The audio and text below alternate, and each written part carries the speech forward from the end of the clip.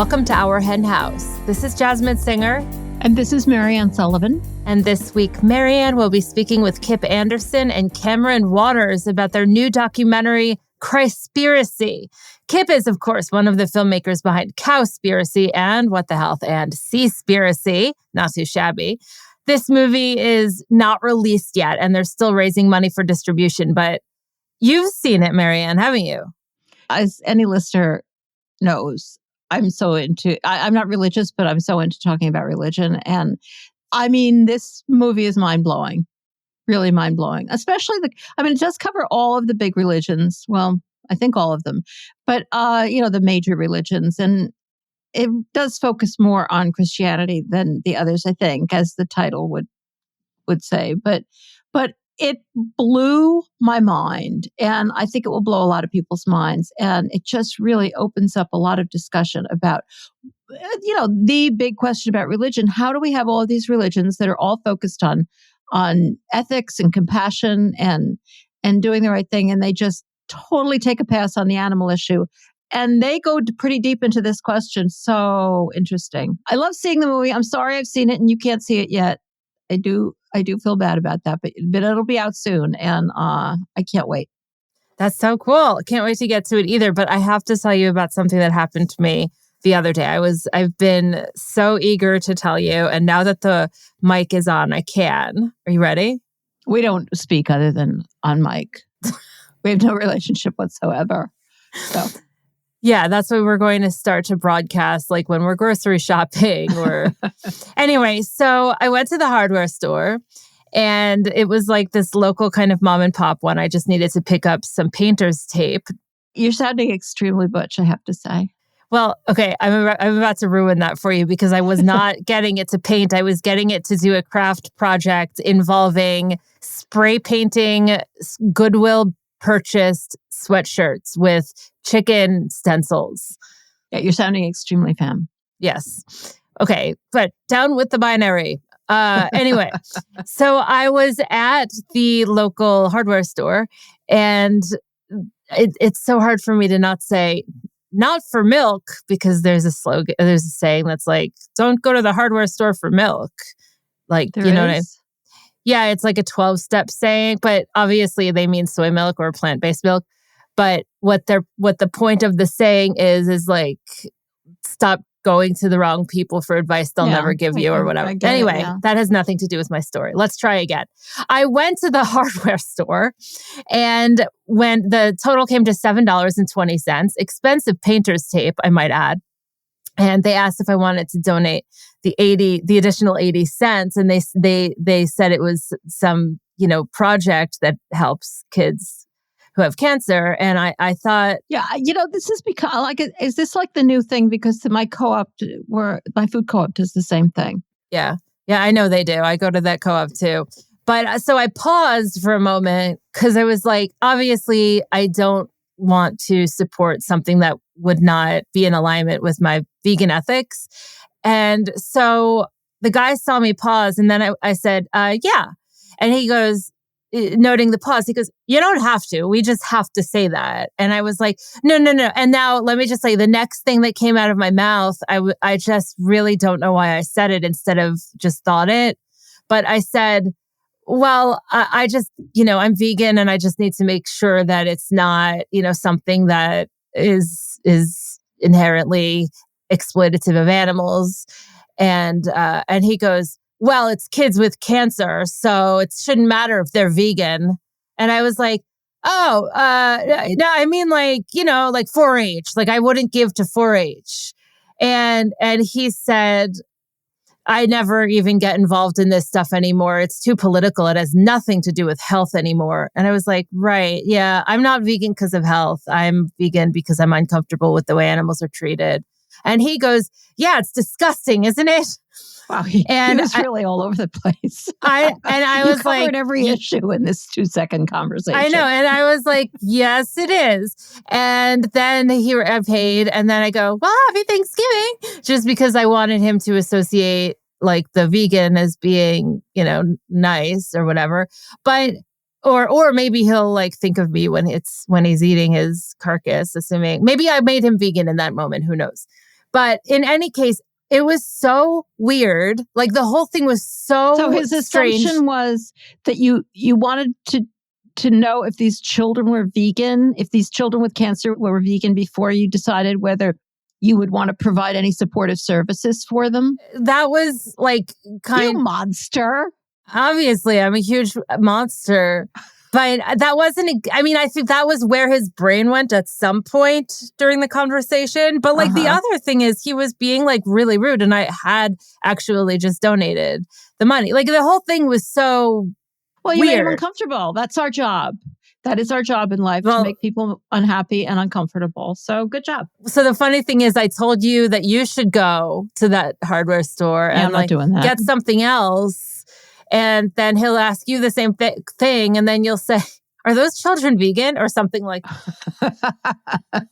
That would be funny. Anyway, I just really wanted to share that with you. So tell me about this ethicist article you pulled out from the New York Times. But before you do, let me just say, I just need a moment to say the ethicists. Imagine calling yourself an ethicist. I just don't understand. Who would be like, what do you want to be when you grow up? I want to be, a math teacher. I want to be an ethicist. It's just so weird. Like, what gives you the right to decide on the ethics? I don't know. Like Peter Singer is probably called. It's a philosopher who focuses on ethics. I agree. I think it's weird to call yourself a philosopher. Although this guy at the hardware store would probably think that I thought of myself as an ethicist. Yeah, but you were. Because I had ethical I think most people beliefs. should think of themselves as an ethicist. They just shouldn't maybe go around using the word like they know they know everything. But I would hope that most people would think that they're at least trying to be ethical. I don't know why I'm saying that, because obviously most people don't. I agree. This is from this column from the New York Times. And, it's a question and answer column. And it's written by Kwame Anthony Appiah. And he got this letter, which doesn't have anything to do with animals. So just be prepared that we're going down a little journey here. It was about this guy who's engaged to a woman and he wants to get engaged. He wants to get her a ring. He knows that she wants a real diamond and he wants to get a lab-grown diamond because it's better for the environment and a better value. And so he wants to lie to her and he asks basically whether that's okay. And, it's like, this is not really a tough question. No, of course it's not okay. That's how the ethicist responds. Of course it's not okay to lie to her. You're getting married. Like, this isn't the best way to start out the relationship. But okay, I'm getting to the point here, I promise. So first of all, the ethicist points out, I know nothing about whether this is true, but that lab-grown diamonds aren't that great either. And natural diamonds, there are places that regulate working conditions, which is his main problem with getting a natural diamond, is that it's a very exploitive industry. I have no idea whether it's true. Don't buy diamonds. It's stupid anyway. But here's the line. I'm getting to it. Even if your assumptions were correct, though, the worldly consequences of your individual purchase by itself would not be significant. All right, hold the phone here. Like that is the crux. It's the crux of what's wrong with the way people think about veganism. It's the crux of the way people think about loads and loads of consumer purchases, that we have become creatures who think that we don't have to worry about what we do as long as everybody else does it. And since we live in a consumer society, virtually everything we do is done by everybody else, or at least loads and loads of other people. Like, it just destroys ethics completely in a huge, huge variety of situations. I was shocked. I have to say, I was shocked. Right. It's completely bananas. I haven't written to him yet. I know I should. So should everybody else. I want to. I do, because this guy is bananas. It seems like such a crazy way of beginning a relationship. And the fact that he's not being honest with his wife about it is one thing. Yeah. But that was an easy call. Right. But the other side of it is these individual decisions, they do influence everything from market trends to societal norms. And obviously personal ethics stances are very important. They have a ripple effect. Yeah, they're important. For all the reasons we talk about all the time. Yeah, agreed. Bananas to me, totally bananas. So thanks for pointing that out. I truly think that that is the kind of thinking that enters into people, into really a lot of people, especially nowadays where veganism is more obvious, it's more out there, and people are more aware that there are problems. This is the point where people say, I don't have to care. And, they have a point. I mean, like one person's actions really don't make a huge difference, arguably don't make any difference if the industry is big enough, as all animal industries are. But like if we can't find our way to make individual choices and think that we are having some kind of impact on the world, especially if we make those individual choices and then are not quiet about them, we don't have to shove them in people's faces all the time, but it is a good idea to shove them in people's faces as much as possible. How else are we going to change anything? We just go along and we live our lives participating in horror because everybody else does. And this is what the ethicist says? Oh my God. Right. Yeah. Totally bananas. Oh my goodness. Okay. Well, besides that, have you been eating your beans lately? I love this website. Yeah. That was, by the way, the worst transition I've made in the history of our hen house. Oh, there have been worse. There have been many, many really bad ones. Thank you. Thank you. Let's talk about beans, baby. Let's talk about you and me. I just put this in our list of things to discuss because it pleased me. And me. And it's a website. And it's part of this huge NGO sustainable development goals too. That's really working on changing our food system to make it food secure, improve people's nutrition, promote sustainable agriculture by 2030. It's a big deal. One of their projects, and they have a whole website for it, is Beans is How. And their point, it's a campaign to double global bean consumption by 2028. And I just kind of loved it because, I'm all for cultured meat and I'm all for plant-based meats and I'm all for anything that gets people to eat vegan. But we shouldn't be forgetting that the healthiest food on the planet for humans and one of the most delicious, which people just seem to forget, beans are so good. And, even I forget. Sometimes I don't have beans for a long time and then I have them and I'm like, oh my God, these are so satisfying. They're so good. They're so delicious. Even when you're just eating them plain. They're sustainable in every possible way and they're so good for people and people should double down on them. That's for sure. The only thing that did strike me is that I looked through the entire website and I did not see one mention of flatulence, which are you kidding me? No. Oh, come on. I mean, that's obviously the main reason that most people don't eat beans. Do people really get farty from beans? Because I've never... Yeah, they do. They do? I can assure you. I guess I've been blessed with a good GI system. Yeah, I don't know. I don't know why, but I do. And I've read that, experiments have shown that most of the techniques that are out there, like soaking and double soaking and throwing out the water, and none of them have any, they don't matter at all. It's just a waste of time and water. Do you have a favorite way of having beans, by the way?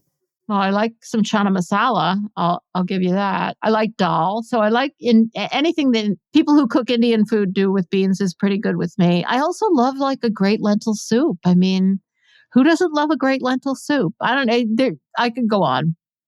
Hummus. How good is hummus? Remember that hummus place on was it McDougal? Right. That was amazing. In Lower Manhattan, yeah. Yeah, that was so good. They had the best hummus. I think it's because they put twice as much oil in it, which improves everything. Speaking of that, I did just eat my new tahini from the international grocery store that we had, and it was epic. Oh, excellent. I brought some too, but I think I brought a different brand. This is when we went to our international store. I don't remember the brand. I'll have to get back to you on that. But let me tell you what I did. I took tahini. I put a little bit in a mug. I put some semi-sweet chocolate chips, just a little sprinkling in the same mug. I put a teaspoon of maple syrup. I mixed it all together. I microwaved it for 30 seconds and then I added this kind of Rice Krispie-ish type cereal.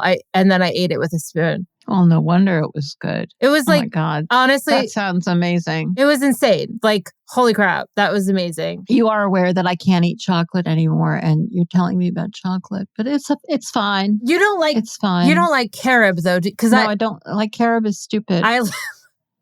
I like carob. I have no understanding of the whole carob thing. That's all right. Okay, let's talk about some exciting things coming up. Yeah, we actually have a lot of housekeeping, so let's get to that. Yeah. Yeah. As we cozy up this weekend, we've got a really special reminder for you. This coming Tuesday, November 28th, is not just any Tuesday, it's Giving Tuesday. That's a day dedicated. I haven't heard that noise in so long. Yay! It's a day dedicated to generosity. It's kindness and compassion and all that good stuff. And money. Most of all, money. It's a day devoted to putting your money where your mouth is. Well, that part, because people were putting their money into sales on Black Friday and Cyber Monday. But this is a better way of putting your money places. And so we hope that you can join us. And also, by the way, if you can't, just follow us on Instagram at Our Hen House. Spread the word about the Our Hen House podcast, the Animal Law podcast. If you share our podcast, then we can amplify our collective voice for animals. And if you feel like you're in a position to do so, we would love if you could make a tax-exempt donation, because we are committed to providing free resources to activists and to anybody who cares about changing the world for animals.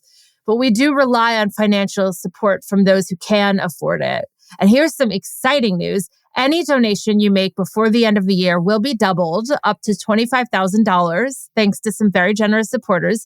Whether it is a small amount or you're joining our Flock Friends community, every single bit helps. You could donate at ourhenhouse.org/support, or new this year, text henhouse to 53555. That's henhouse to 53555. And last but not least, why not gift a Flock membership? Oh, that's such a nice idea. Have we ever suggested that before? I love that. We have, but that's okay. If you're looking for an environmentally friendly gift for your animal advocate friends, our memberships start at just $10 a month or $100 a year, and they come with great resources and perks like exclusive content and invites to live podcast recordings with Q&A sessions. So make Giving Tuesday count. Follow, share, donate, gift. Every action you take makes a difference. Thank you so much, by the way, for being a part of our journey and for all of the love and support. We really appreciate you. We've changed our donor site, and we have some important information for any Flock members that make monthly donations who are, basically our favorite people in the world. And we've mentioned it previously, but just in case you missed it, we're in the process of changing our membership management. We have a new system, and this means that if you have a current recurring donation, it will be ending this month, and we won't. It'll be over, and we'll be so sad. And so you need to sign up on our new platform to continue your Flock membership. And believe me, I'm really sorry that this is necessary. We would have done anything to avoid it, but we couldn't figure out a way. So we've sent out our first round of emails, and we'll continue to be in touch about it. But we know that some people are like me and have a lot of trouble keeping track of email. So we wanted to give you this heads up. And annual donors are also welcome to head over and get started. And you will now have the option to set your annual donation to recurring as well. Please let us know if you have any questions or issues. And if you're not already a Flock member, of course, we would love if you would join us or make a one-time donation. And all of this information can be found at ourhenhouse.org/support. So let's get to our interview today. Kip Andersen has changed the way the world looks at eating animals.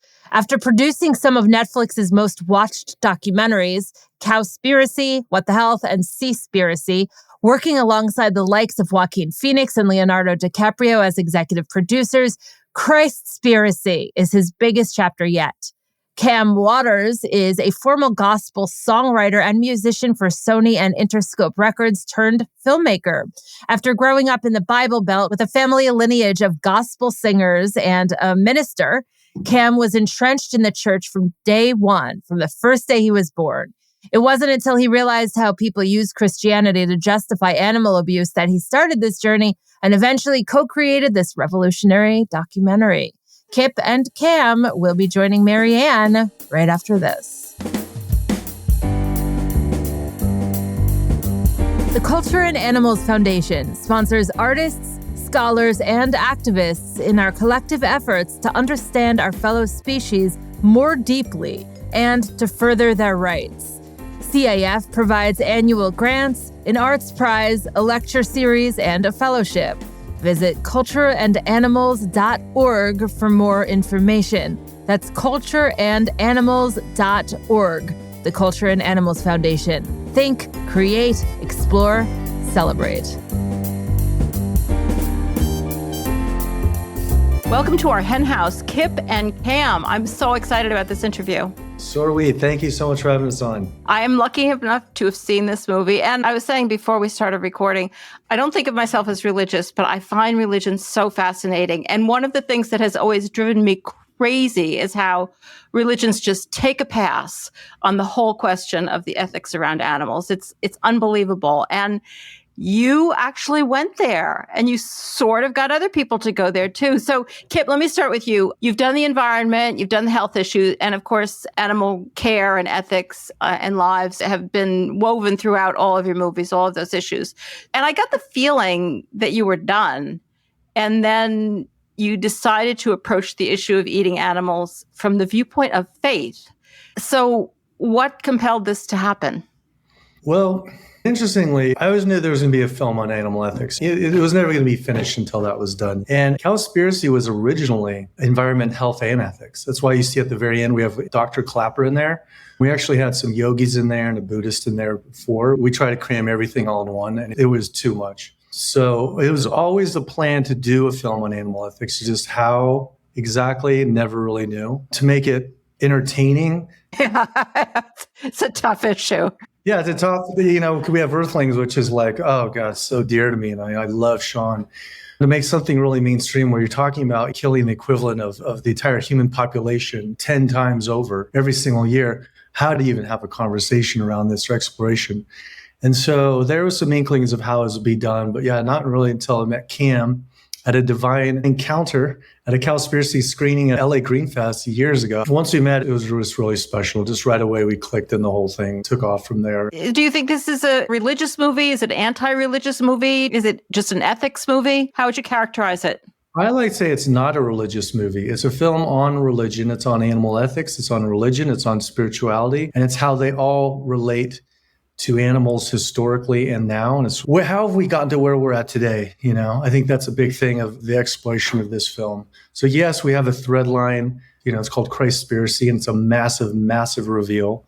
But as you see in the film, it's so much more than that. Without giving too much away, there's a few big reveals. One of the big reveals is how it ties all religions and all spiritualities together. And it's definitely not a Christian film, but it's a film that covers early Christianity, the origins of it. So I'd start off with that. Yeah, I think that characterizes it well I promise I won't give anything away, but honestly, there's just so much here. I'm not sure that's even a problem because there's so much to talk about. And the whole conversation seems to have started between you two. And I love that story that you immediately, like it just happened, kind of. You have film of that encounter. And Kam, I think you were in the audience and you asked the question, is there a spiritual way to kill an animal? And that question ends up resonating throughout the whole movie. Can you talk a little bit about why you asked that question in the first place and why you guys keep asking it? Yeah, well, my backstory is that I was raised in the Bible Belt as a Southern Baptist, and very much a part of my upbringing was consuming animals through backyard barbecues, church barbecues. I was a part of a Christian youth hunting club and fishing club. So it was something that was very, very common within my lifestyle growing up. But when I became a teenager, I started experimenting with this Daniel fast, which we talk about in the film. I don't want to give too much away, but it's a scripture-based fast where you actually remove animal products from your diet for a period of drawing closer to God and prayer and all of this. And Daniel was kind of one of my superheroes when I was growing up because he's this Bible character that's really strong and survives the lion's den and is really smart and all of these things. But as a kid, I had never heard that side of it, the part where he removed animal products from his diet.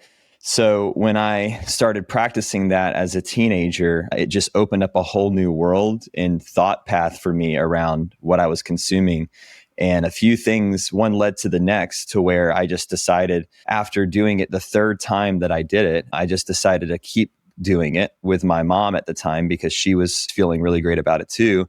But again, it was a really slow process. I had cut out just regular meat, I guess is what I called it then, except for fish, which we know they're all animals. But I ate fish because Jesus ate fish for a long time. And then after that, it was a slow process. But it was still always in conflict with my faith and my community, because as I went into my early 20s, I started a career in gospel music. And all of my peers and people that I spent time with, this question would come up, or this conversation would come up based on what I was experimenting with. And it always seemed to be a little bit at odds with my faith in some ways, based off of what people were reflecting back to me, like, oh, I know Daniel did it, but this and that, and you don't.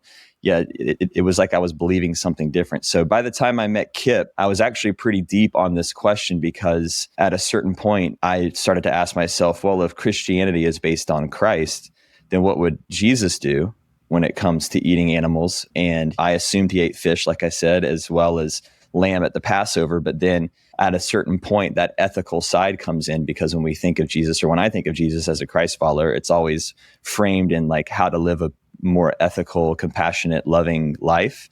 And those words are kind of challenging to think about when you're thinking about taking the life of an animal. So what is the way to do that? So that's kind of how that question or that concern was framed over time for me. And then when Kip and I met, he obviously has been thinking about that for a long time. And it was much easier to talk to him about it than it was any of my peers at church. So one thing led to the next, and we decided to make the movie together. Wow, that's an amazing story. How many people struggle so much with faith issues and don't ask that question? And then once you ask that question, and you really ask the question, which is what you did, it's really hard to answer it. And at the same time, we were talking a little bit before we started recording. I was talking to you, Kip, and you were talking about that your relationship to faith is very, very different. And that comes through in the movie as well. But I feel like the movie, maybe because you guys made it together, you don't feel like it has a goal of changing people's faith or relationship to God or gods, since we cover a bunch of religions. But maybe it has the goal of changing people's attitudes regarding what they've been taught, which has a lot to do with what happened with you, Kam, and what God wants them to understand about animals. I didn't feel like it was proselytizing me to become more religious or anything. But I felt like also somebody like you, Kam, who's very religious and has a deep belief, wouldn't feel that I was trying to talk them out of it. Was that kind of the goal? Because if it was the goal, you pulled it off. And if it wasn't the goal, maybe it was a subconscious goal. Yeah. Coming from my background and my peers, I guess in some ways I was always thinking about myself first, and how uncomfortable it naturally was for me to ask myself some of these questions, and knowing that it's a deep conversation and it's one that you want to tread lightly and not pressure anyone into a particular belief, but more so use the power of asking questions to raise one's own conscious awareness around it. And similarly, I was thinking about my friends and my peers and how they would receive certain information as we were making the film. And so we definitely wanted it to be palatable for anyone who's religious, but also equally palatable and entertaining for people who aren't religious, because it's still a very important conversation.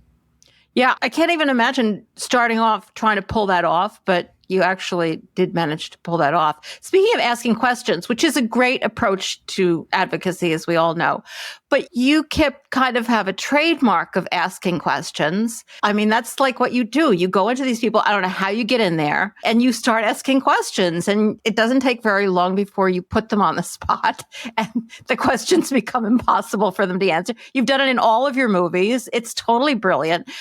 I'm just wondering, was it harder in this particular area, either because of the subject matter or because people could watch your old movies and see what you do? Was it harder to get interviews? Because you did get interviews, but I imagine you got turned down too. You talk about a couple of them where you got turned down. Yeah, sometimes we don't say, "Oh, Kip Anderson's going to come interview you." Oh, we don't say that anyway. I mean, we always have a working title. And people ask that question for all the films, like, "How on earth do you do that?"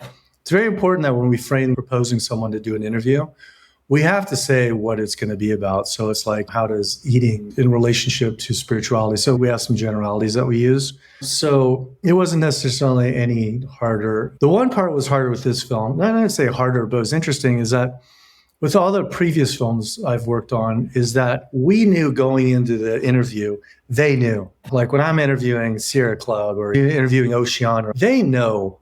And it's just like when you know and you're trying to ask these questions to get around it and they're doing all their little tricks. What was interesting about this one is having compassion that when we ask these questions, I don't want to give too much away in the film, they genuinely just have never been asked these questions. It's not like they're covering it up or they know, but they don't want us to tell it. This was a very genuine, like, I have never been asked this question. I have no idea. What an incredible question. And so it was working with being compassionate in that respect. It was not like I'm trying to get you in any way. That being said, it kind of maybe looks like that because just by the sheer nature of what questions we're asking, it's like, oh, got you. But I feel if you're not aligned with what your beliefs are and what you're preaching, and speak for myself too, and you're asked some of these questions, they're very, very difficult. And sometimes it's hard because I see they're being challenged by these questions they've never even thought of. Yeah. So that was a little bit more difficult in this one, where the other one, I'm like, Greenpeace, I'm going to get you. I know you know. So that was interesting with this one. I hear you. I mean, and these people have been generous enough to give you the interview, and you feel like they're starting out the conversations feeling that they're on solid ground, and these are things that they talk about, and they're proud to talk about them. And then deliberately or not, you just kind of pull the rug out from under them and ask them these questions. And it's the thing that drives me so crazy. And you make the point in the film, without giving anything away, that the history of these religions doesn't necessarily comport with current attitudes towards animals. It's not like nobody's ever thought of these things before. Having done all of this and had all of these conversations, do you have a theory as to why people just don't go there, even in their own minds, even people who have devoted their lives to thinking about what's right and wrong? I feel who really summarized this and does a good job is Will Tuttle with his books and stuff, the World Peace Diet. And he goes into just generations of generations and what it means to, even us as vegans. Like when Thanksgiving's coming up, I remember when I was first vegan, and it's like not only you're not eating animals, but you're breaking tradition. It's like you're telling your mother and father, you didn't raise me right, and you're telling that their fathers, mothers didn't raise you right. So this whole lineage thing of honoring that lineage, it's like a systemic thing, And so when this carries on for hundreds and thousands of years, it's tough to break out of. And you literally, like we mentioned in the film, you're in the matrix, and we call it the matrix. And so it's just a place you don't want to go. Once you go there, you realize, oh yeah, I'm not really aligned with that. This is one aspect that it's easy to pray and do these other things. But for me to completely transform my diet 3 days a week, and then I'm going against my family members and and what does that lead to? My friends and there's just so many ramifications about what you eat, which is really interesting. So there's just a lot of factors come into play that it's just easier not to talk about it and not to go there, because if you do, it shakes up a lot of stuff. What about you, Kim? Why do you think you went there when, having grown up in your faith and it was important to you? I'm sure there were many people whom you respected and cared about. Like, why do you think that you went there and they didn't? Well, funny enough, a big part of it is because my mom is relentless. And when we did the Daniel fast together, towards the end of my third fast, it's like a 21-day thing. And so week 3, she's an insurance sales lady. And she, that same week, had to go audit a chicken farm close to my hometown. And she came back home and was telling me, and my stepdad, who was a barbecue restaurant owner at the time, and I worked for the barbecue restaurant. Wow. Yeah. She started telling us about the battery cages with tears in her eyes and started throwing all the chicken in the refrigerator into the trash. And then a day later or 2 days later, she kind of went down the rabbit hole on the rest of the industry in terms of the meat side. And so she says, I'm not doing this anymore. And at the same time, I had my own thoughts about it that I was beginning to open up to more than ever based on looking at the scripture. And honestly, going back in time, one of the funny stories is this concept for me was plugged into my mind really early because my family is so religious and zealous and taught me at such a young age. One of my earliest memories is learning the 10 Commandments in thou shalt not kill and everything. And around that same time, my grandfather, who's a minister, took me to a conference at my church. I was 8 years old.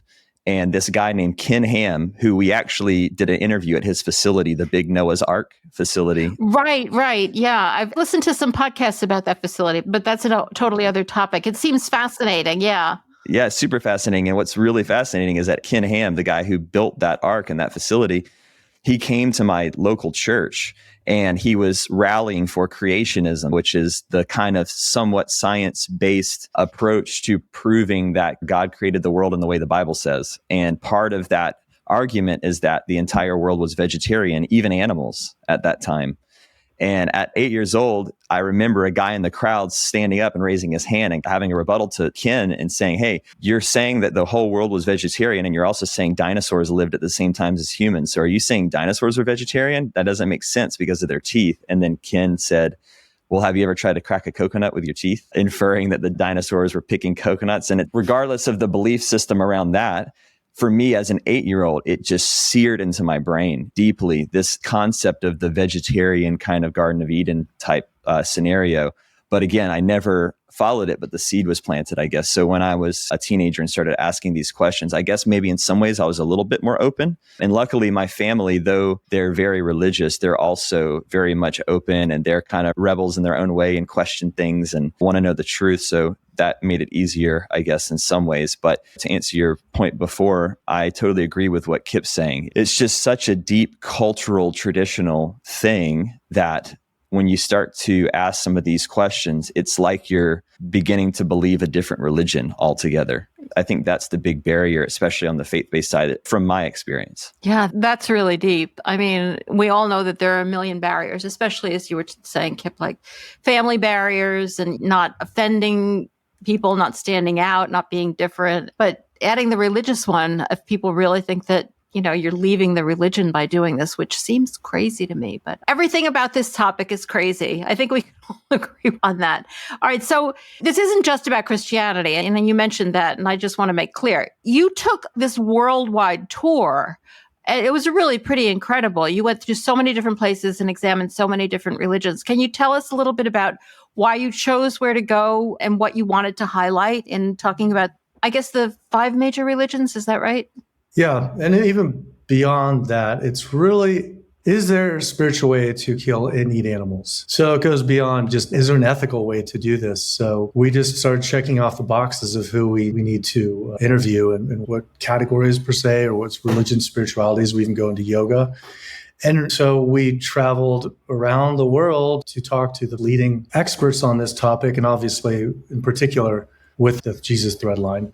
But one thing that's interesting is that we went to Nepal, and it so happened to be the God of My Animal Sacrifice Festival. Have you heard of that? I have heard of it. Yeah, I've never seen film of it until I watched the movie, but I have heard of it. And it's hard to believe. Yeah, it's every 5 years, and which is interesting. It's next year.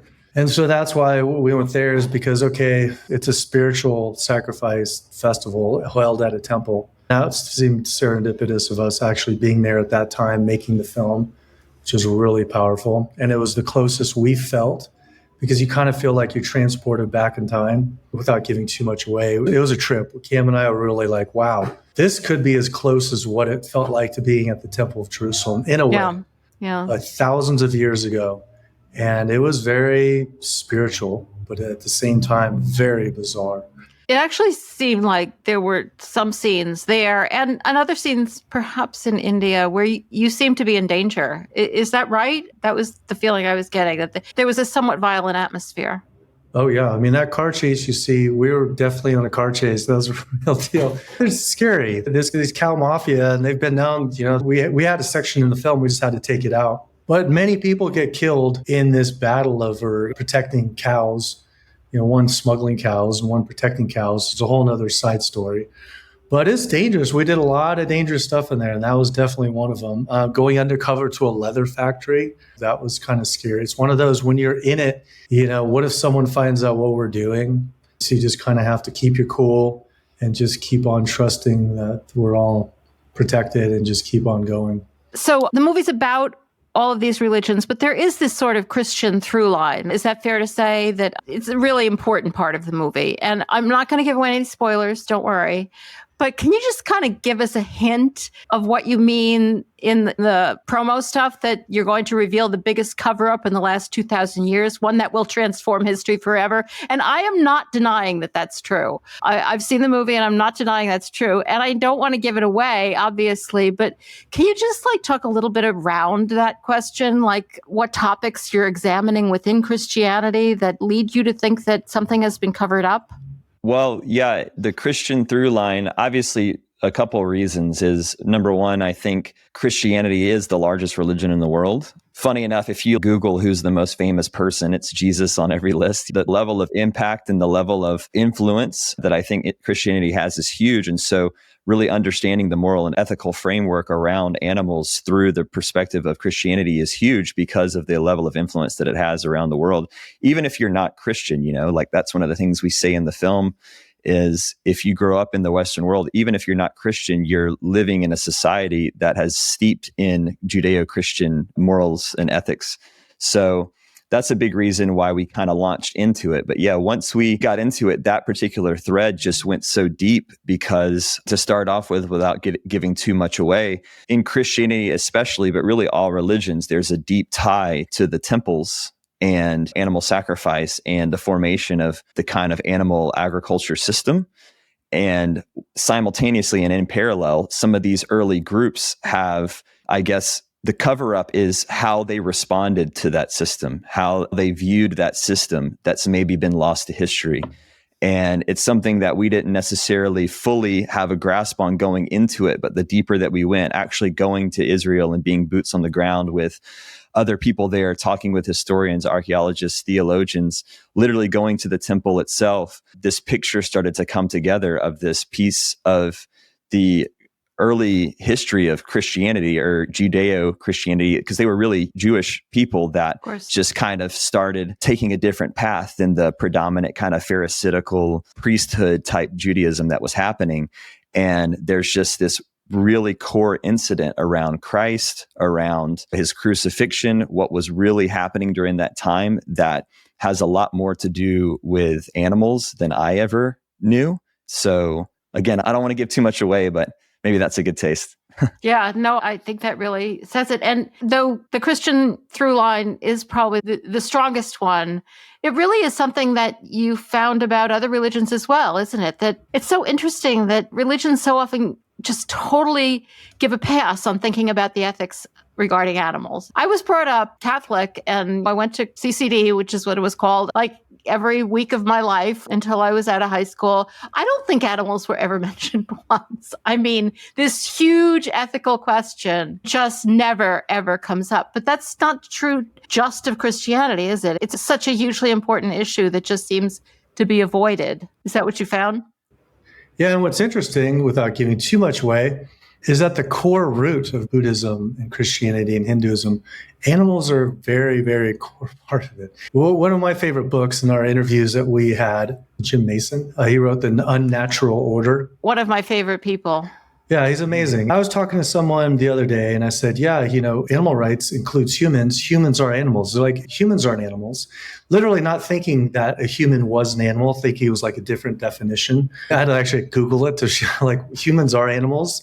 And Unnatural Order shows that when we started to separate ourselves from who we are as an animal and we became a human, that's when everything started shifting. So yeah, the history of it's super interesting that we go into as well. Yeah, I would say too, what's interesting about the avoidance and just the impact that's kind of under the radar. When I first met Kip, I, on my journey, had come across Cowspiracy, was the film that was out at that point. What the Health hadn't come out, but that film impacted me greatly, especially as you mentioned before, Kip's ability to ask these tough questions. I felt I could relate to his experience going up against these organizations. But what I saw is this ethical question in Cowspiracy and then eventually What the Health and Seaspiracy, these different elements of environmentalism and health are being put into question with how animal agriculture impacts that.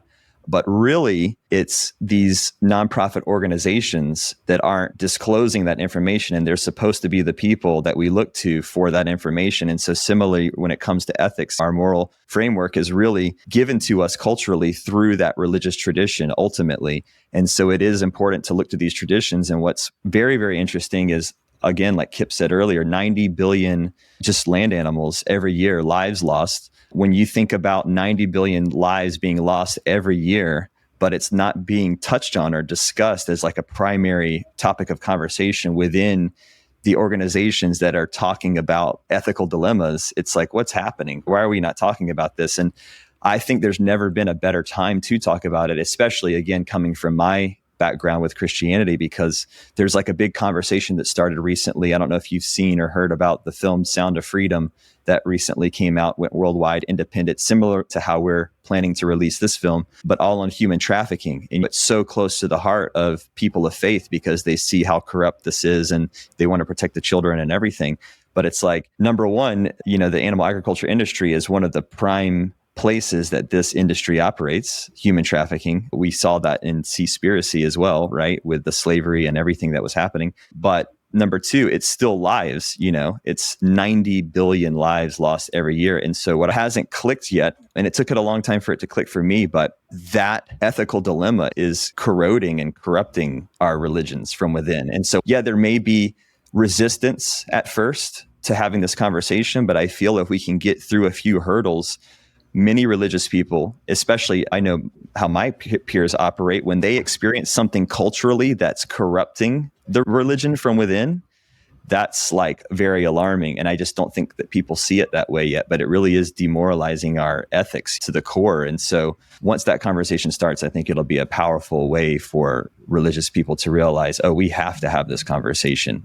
God, I hope so. I couldn't agree with you more. I mean, most people are religious if people have decided that doing the right thing is important.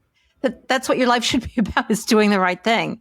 It just seems completely obvious that anybody who has any belief in God knows that these are God's creatures, and looking around that this would not be a good thing to do. So even in the most simplistic way, just getting people to think about it is the job. I mean, once they think about it, it's hard to believe they can come to any other conclusions. And of course, I'm just saying it in a very simplistic way. What you've said in this film is, the question is still simple, but you have gone back in history and shown that these religions, it's not just that these religions have grown up ignoring animals. People have tainted the faith that was founded by these religious founders to say something different about animals. Is that how you see what you've done here? Absolutely. Yeah. That's the thing is, similarly, again, to what Kip was saying earlier about the nonprofit organizations of environment and health, this is much different because these religions, I see it as an innocent circumstance where it's not so much it's the industry behind it that's producing the animals and the cultural phenomenon that's happened for thousands of years, that these traditions that had such a core root of compassion for all slowly and subtly shifts out of that based off of the cultural pressure to do so because the dynamic of the economics and everything that's happening. So that's what I mean when I say this industry has actually corrupted religions. And so if anything with this film, we're not at all trying to dismiss religions or toss them to the side or call them invalid. If anything, we're really trying to explore and show the core of what they really are, which ideally, I hope, empowers everyone who is religious to be even that much more tied to their personal faith, but through this understanding and clarity of really where it all started and how it views the most vulnerable of all beings. Exactly. I mean, I just feel like this issue is the one that could change the world because people are not living in accordance with what they believe. You have made that real on the screen. I was going to add that I was with a family member recently. They're very religious. And we had this conversation and it got to the point where kind of talking about Bible verses and this and that. They have their own pig they rescue because they're ranchers and they're big time hunters. And they have their own cow that they love. And I said, how does it feel to you? How does it feel to connect to your spiritual connection with God when you have this animal that you're going to rescue and you're going to love and you're going to connect with and look in the eye and you love, versus you have another animal over there that you're going to kill? What brings you closer to your God, whatever that may be? What do you feel, because they're very heavily Christ followers, what do you feel Jesus would be on the path? What will make you feel closer to your faith? And then the conversation became without an argument. It was silence. You could see things fluttering in their eye and the love of their pig and their cow. That's what's beautiful about this film, where it's like, what the health and Cowspiracy and Seaspiracy, you can debate all day about health. Like, oh my God, it's a carnivore diet or this, that, and the environment. Well, it's regeneration farming. This one, we get to the point of like, how does it make you feel? Do you align with it? It becomes more philosophical and more personal. And it becomes a point where you can't really argue it in a logical way like the other films. So that's a beautiful thing about this film. And what's caused a lot of discussion. Yeah, I mean, I could talk about it all day, but, I just think it's fascinating. I mean, how you feel about yourself, how you feel personally, but also who you think God is and what is your relationship to God? I mean, how you treat his creatures must relate to that in some way, which I'm not sure people think about that much. I don't really understand how people think about it. And the do unto others, actually said that to her.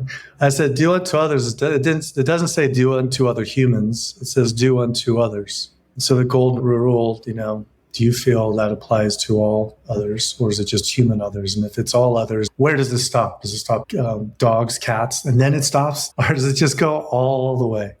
Yeah. You mentioned that your relationship to the people you were interviewing was kind of different because it wasn't really that you both kind of knew that they were covering something up. It was really that in some ways, a lot of them had not thought this through before in the same way that you were asking the questions. Do any of those interviews in particular stand out as something that was a particularly poignant moment? Well, yeah, the biggest reveal that we can't really share. It's the biggest reveal in the film, the climactic scene where it's like the aha moment. And that was one of those, it was just incredible. Again, I don't want to give too much away, but it was someone who's highly intellectual, knows the history of the Bible and all these things. And when we had this interview that took place and we finally lead to the moment where she finds something out and she's just blown away. And it's not like she's covering it up. She's just shocked. And then it's like, oh, this is right. This is validation. And this is something that's going to really spark something. So that was definitely the most memorable interview. Speak for Cam too, because we talk about this a lot. But maybe Cam, you want to share a little bit more about that without giving too much away, or any other ones too? Yeah. I mean, essentially, without giving too much away, she is a translator of the Hebrew Bible. And so we were looking into a particular instance in the scripture that would be very defining in this conversation to understand what the original scripture said. And so we prompted her in the interview to look into that, and what was discovered in that moment in real time was shocking to this woman who has spent her entire life studying this and had never picked that part up, which is just a testament to what we've been saying, that there's a bit of innocent ignorance here around this because it's just not talked about enough or focused on enough. And there's many layers to that I believe cause that. One big one is just the kind of pillar of dominion and what people understand that to mean within religious tradition, not just Christianity, but Islam and Judaism, and every kind of culture has their framework of that. And it's seen as this power dynamic in our superiority over animals and how that's used. That's kind of, I think, created a lot of these dynamics, but we go into that in the film as well and really question what's the real meaning behind that.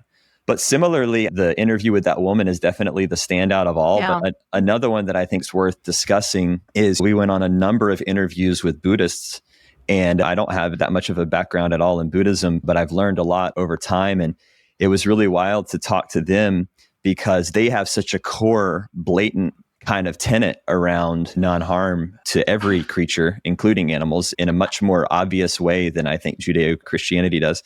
But at the same time, not giving too much away, the ones that we interviewed, and we went through many trying to find different angles, and we kept coming across this same kind of loophole that they would kind of espouse around consuming animals within Buddhism that was just bizarre and kind of hard to understand. And really what I understood around that was, when we talk about a cover up, it's not like they were covering up some big, large agenda with money being tied to XYZ. Really, they were just covering up their own consciousness because you could see their heart. You could see it coming through what they really believe in their heart. But then there was you could just almost see this blockage. And that's such a testament again to Kip and what you were bringing up earlier with his stoic kind of nature with questions and everything, because I was really new to the interview process at that time. And so Kip was really charging forward in those interviews. And what we show in the film is just a fraction of what really went down in the interview, which will release in extra content. But he just had this way of bringing about this question over and over again and trying to frame in different ways and understand this loophole that these Buddhists were talking about. And that was fascinating to me because I was like, wow, I just would have never expected this to be so resistant in this way. But it is, and it's a part of that traditional cultural thing, probably. Yeah, it was an extraordinary moment, really. And I know exactly, that was one of the interviews I was thinking of when I asked the question, the Buddhist one. And it is true, Kip, like you can keep going past the point where it has become so uncomfortable that the rest of us would have trouble. But you're always kind. Your relentlessness is very gentle. It is your superpower. Yeah, it's kind of taken a while to develop, but yeah, it's definitely super uncomfortable for people in the room. Just watching it is uncomfortable. Yeah. Even though I'm on your side and even though I'm annoyed with them, it's uncomfortable to see people, especially in this instance, as you say, where people are not, they're not evil. They just like never thought about these central questions in some crazy way. Yeah, there's a lot of awkward silences that you don't even see in the film that everybody is just like, what is going on? But that's where the truth comes out. A lot of, like on the film side, a lot of times people ask questions and whatever the answer is, that's just what the answer. And then if you just don't acknowledge anything and just silence, then that next thing is just something that comes from a very pure state. So it's very awkward, but it's fun. Well, it's brilliant. And it's brilliant activism. And it's something we should all learn from. I think you said in the beginning, Cam, like asking questions is really the most powerful thing you can do. We don't have to tell people things. People don't listen when you tell them things. Mm-hmm. You have to get through that excruciatingly painful silence. And you do that so well. All right. I know I have to let you go. I could talk about this movie all day, but the really big, important thing is tell us about the financing and the distribution and the Kickstarter. Yeah, without going too deep into it, this film was a Netflix original. It was originally called Cowspiracy. It's a film on animal ethics. And as we got deeper into the story, the Jesus story got deeper for us. And we started going deeper into that. And Netflix, they didn't really see where we're going with this. I'll just say they wanted to take it another direction, wanted to redact, take things out, certain things out. And we felt very strongly we had to keep going in the direction we were going even deeper and keep certain parts in. And it got to a point where both sides weren't budging. And normally Netflix has it away because at the end of the day, they have final say. They have final say in the rights of the film. Because they originally financed the filming, right? They originally financed it. Yeah, I remember signing the Seaspiracy in this film was signed the same day. And it was the first time it was a Netflix original. The other ones I licensed. And they're like, they get final say. And I was like, oh, I don't know about that. And try to go back and forth. And like, that's how it's going to be. And it got to the point where they saw we weren't going to budge. They weren't going to budge. And so we made the very, very challenging decision of saying, okay, we don't know how. We're going to trust in the animals, trust in the higher spirits. This film has to be said in the most impactful way. And we're going to do it on our own. And another inspiring thing that happened of what led us to that decision is we realized when we're traveling to India, and the biggest cover up in India, I'll give a little bit of away. The biggest cover up in India is they kill all of their dairy cows. When you go in India, no one knows this. And so when we're in India, like, oh my God, this movie's going to be massive. And we're like, oh man, Netflix isn't in India, especially for, if it is just a small percentage of the people. Seeing Seaspiracy come out massive, but no one in India. I live in Mexico. It's not that big in Mexico. I mean, it's huge, but for a certain demographic. So we realized not only can we possibly tell the story the way we feel it needs to be told, but maybe there's a way we can do it where everybody in the world can see it. We can somehow revolutionize a way where independent filmmakers can do something where we don't rely on a centralized streaming platform, where we can gather the community together, gather our fans, our activists together, and somehow all group up together and collaborate so we can release this film, raise enough money so we can replace the marketing machine of Netflix and release it to everyone. So that's what we're doing, releasing to everyone. No subscription status necessary. We're doing it through a pay it forward method. So if you can't afford it, someone is going to pay it forward to you. And if you can, please pay it forward to someone else. And then our goal is also to do a theatrical premiere for this, to make this really big blockbuster film so that the entire world talks about this story. So that's our very ambitious goals. And then after theatrical premieres, to release it online for everyone. So we're doing a Kickstarter campaign to raise as much funds as we possibly can, since we did buy the film rights back, to finish the film and to release this in the most professional and impactful way possible. So we're really looking for everyone's support. Everyone supported Cowspiracy and What the Health. The only way that those films could be made is by everyone's support. This one, we really, really need everyone's support. And already it's gone phenomenally well. And thousands of people have joined. We already reached our goal within 2 weeks, but we need a lot more. So the Kickstarter is to get the movie out there, and then the pay it forward is after the movie is out there. That's to help more people see it. So it's really two separate funding mechanisms that people can participate in. But the one that you're working on now is the Kickstarter. Is that right? The Kickstarter campaign goes until December 1st, but after that, we're figuring a way to still be able to support, still be able to do it. But yes, first is the Kickstarter campaign. And where can people find that? What should they search for on Kickstarter? Just the name of the film? Yeah, it's Christspiracy, the spirituality secret documentary on Kickstarter, but also our website, Christspiracy.com. And that's Christspiracy, not Christ piracy, as we like to say, because a lot of people get that confused. Yeah. But yeah, Christspiracy.com has a link there as well. We very seldom do Kickstarters for those who are listening that we've turned down this is a very special situation because the movie is complete. I think it's basically complete. You have a tiny bit of editing to do. And it's really just a matter of the distribution methods having shifted so much right at the end. And this movie really does have to get out there.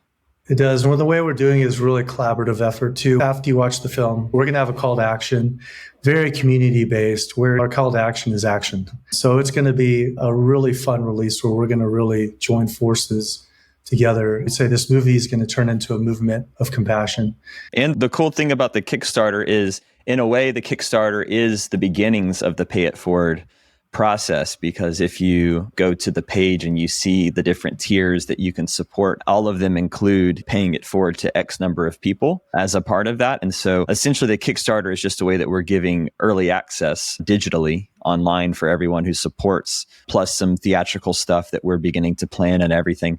But it's just that first part of the process to kind of get the snowball rolling that will pick up in the new year around the release and try to make it as big as possible. And what's really exciting, I know for a lot of people, it's like, wow, I do wish it could be on Netflix because Netflix is so powerful. And it is. Netflix does a great job, but with all these other opportunities that we get with the call to action and the grassroots nature of being able to release in that way, there's many other films that are doing it this way that have come just before us that, like, again, I mentioned earlier, Sound of Freedom, they did it. It's the perfect time right now, more than ever, for a film that has substantial impact and purpose coming into the world to do something differently and make a big difference, because mainly the call to action, as Kip mentioned, when it's on one of these streaming platforms, as soon as the credits roll, you're getting promoted to watch Love Island or some other show when you have this moment of emotions around the cause and you want to do something. And so with this film, even beyond, the previous many films in this genre, the actionable things that you can do are going to be really, really engaging. So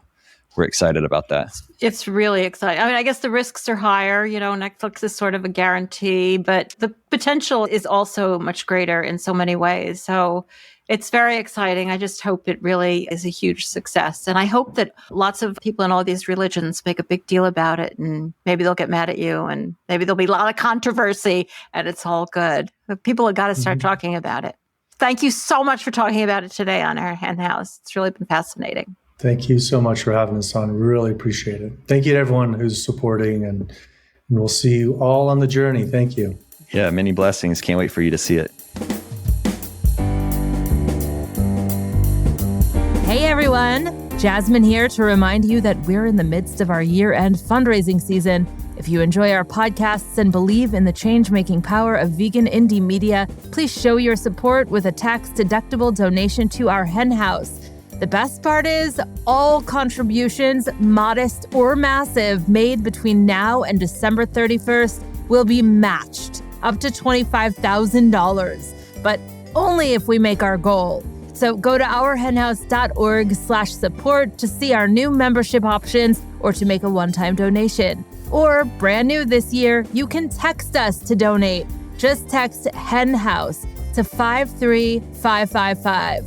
That's HENHOUSE, no space, to 53555. We appreciate you so much and couldn't do this without you. Thank you so much for making the world a kinder place. Anxieties are rising. My first story, it's a mind-blowing story. My first story this week, it's from Meeting Place. It's by a new columnist there. Her name is Janet Riley. She is an expert communicator. She's in executive communications, media strategy, public speaking, et cetera, et cetera. The title of this blog is "Why Do They Hate Us? They Don't Even Know Us." And if you're wondering what she's talking about, they in this would be you, or actually all sorts of people out there. And us that she's referring to would be people in the meat industry. So apparently they are feeling aggrieved by people's attitudes. Maybe they've been listening to this podcast. Though I don't hate anybody. Well, I hate things that people do. We won't get into that, dancing on the head of that pin. So she starts off by saying, I'm guessing you may have, she's writing to the meat industry. I'm guessing you may have experienced a challenging in-flight conversation with a stranger. In the first place, does anybody really talk to people on planes? I don't know. I certainly don't. All right. This is what she thinks the conversation would have been like. You're in the meat industry? I'm an animal lover and I stopped eating meat after I saw a video online. Or I try not to buy my meat from big factory farms. Or you never know what parts they put in a hot dog. These oft-repeated ideas shape countless opinions. And as an industry, we object vigorously. But yelling louder doesn't make us heard better. Actually, it does. Let's face it. Yelling louder is the equivalent of spending more money on PR, and that does actually make you heard better. But I'll move on from that. All right, then she goes into this whole story about this guy named Daryl Davis, who is a blues singer and a pianist, and he became an anti-racism activist. And apparently, he wrote this book, Clandestine Relationships, and it's an account of his experiences that started with one person who he met while he was doing a gig, and who admitted that he'd never had a drink with a black man and was a KKK member. And apparently this guy actually built a friendship with this man, and through communication got to know other people, and really felt that he made an impact on changing people's minds. These people were in the KKK and some of them left. So that's really pretty amazing story. And he's also featured in a chapter of renowned organizational psychologist Adam Grant. I mean, I've never heard of Adam Grant, but maybe he is renowned. I don't know a lot about organizational psychology. The name of his book is Think Again. And according to this column, and I know nothing about the real, what I'm only accounting what she said about what all of these people say. According to Grant, she says, Davis intuitively used a technique called motivational interviewing. Like, that sentence is annoying. I don't know. No, he didn't intuitively use a technique that you have named. He spoke to people, apparently, like you're putting a label on it and saying, what it's called, and he didn't. I don't know. Anyway. That's unimportant. According to Grant, Davis intuitively used a technique called motivational interviewing, which engages others, well, there's an idea, and encourages them to voice their beliefs and explain why they hold them. Well, that's pretty basic. And, something that I always feel that is a really good thing to do in communicating to people you disagree with, and is really hard to do. And I'm not very good at it, but, yeah, I'm not arguing with that technique, the technique called motivational interviewing, which means asking people questions. The listener avoids rebuttals and judgments, listening respectfully with an eye toward common ground.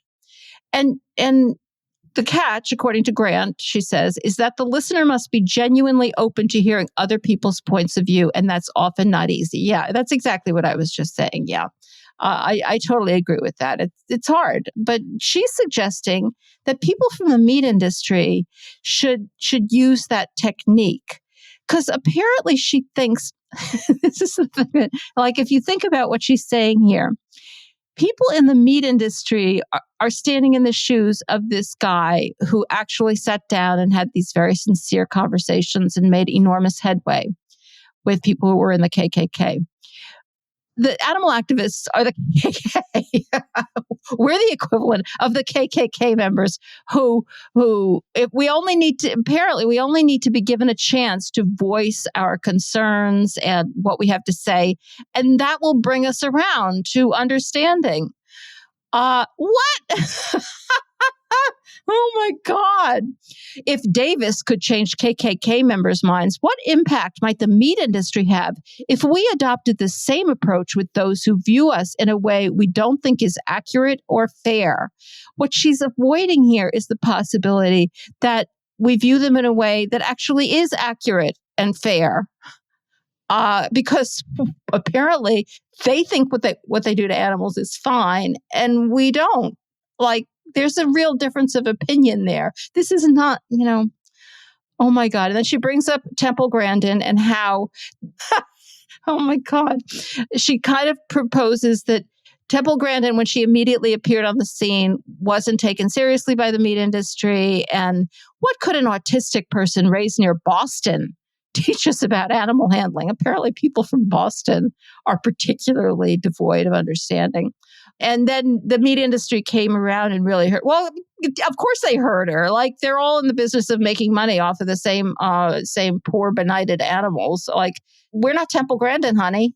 Sorry.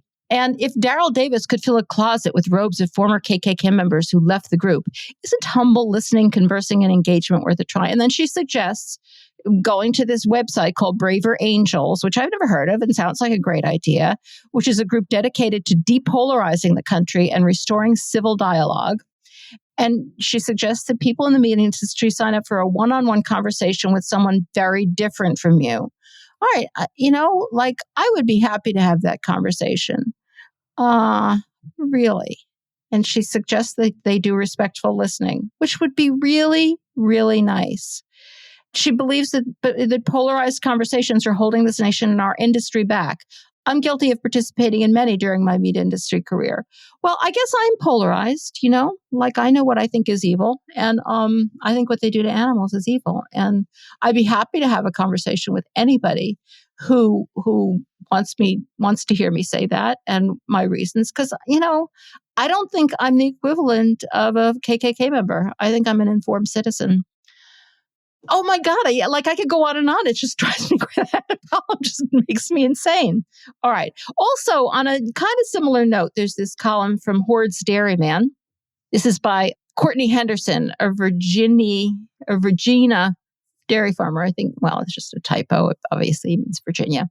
And here are a few tips I've learned about discussing dairy farming. And he's a dairy farmer. He's not a public relations specialist. Oh, I'm sorry, Courtney, she, trying to use correct pronouns. I believe her pronouns would be she, and that's what I'm going to use. Over the years, she says, we have received a bad reputation, she's talking about the industry, from animal rights groups and others that do not understand the dairy world. Very similar, like they have, I think they actually believe this, they believe themselves that we just don't understand. All right, come along with me as I give examples of ways to successfully connect and build relationships with the community around you. All right, so she's talking about tours. Apparently, they give tours of her dairy farm, and first of all, she suggests you learn your audience and don't use words like pasteurization with elementary school. Oh, that makes total sense. Tip 2. I'm just going to read the tip 2 out to you. Use synonyms to make it easy to understand. As farmers, we tend to use the big words that we have always heard. We also use words that no one has ever heard. For example, instead of saying pre and post dip, use the terms soap and lotion. Although soap and lotion may not be the correct terms, they do describe the overall purpose of pre and post dip. I don't know what pre and post dip are, but I'll take your word for that. Instead of calf hutches, say calf nursery or calf homes. Okay, now we're getting into it, aren't we?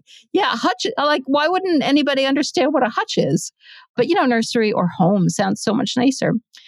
That's me talking about her. Make the farm like a standard home. The feed bunk is the kitchen. The free stall or pack barn is the living room.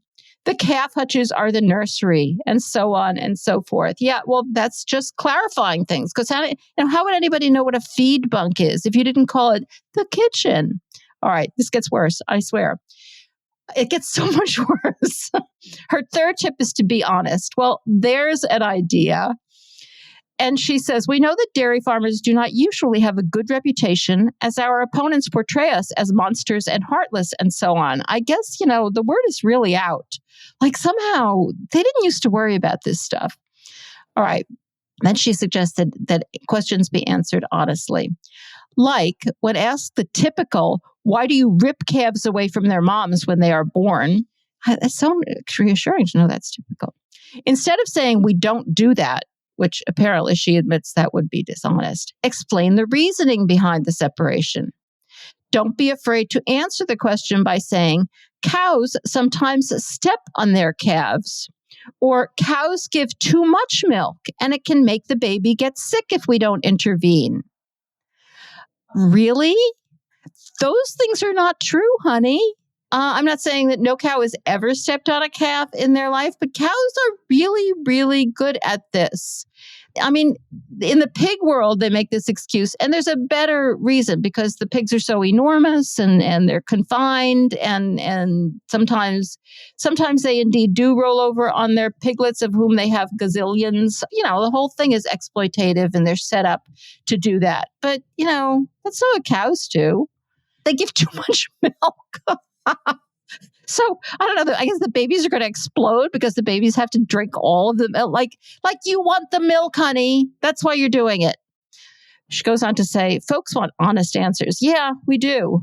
We spent so long sugarcoating things that we forget that the truth means more than the charade. Maybe she believes this. I don't know.